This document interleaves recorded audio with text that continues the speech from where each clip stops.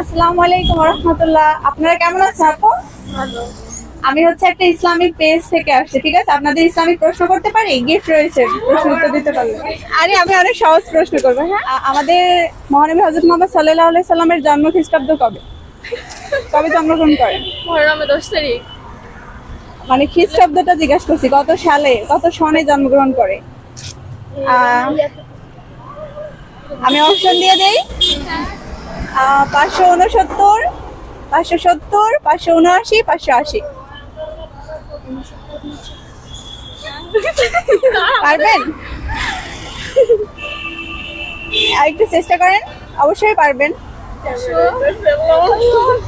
আচ্ছা ঠিক আছে, তাহলে হচ্ছে আরেকটা প্রশ্ন করি। সমাজে ইসলামী বীমা নামে বিভিন্ন বীমা কোম্পানি আছে, ইসলামিক দৃষ্টিকোণে সেটা কি জায়েজ নাকি না জায়েজ?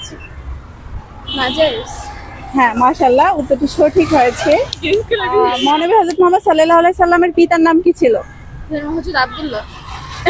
না, দাঁড়া। একটু সুন্দর করে বলেন। না।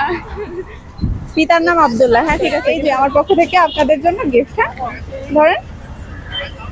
থ্যাংক ইউ আপু। ওকে, ওয়ালাইকুম আসসালাম রহমতুল্লাহ।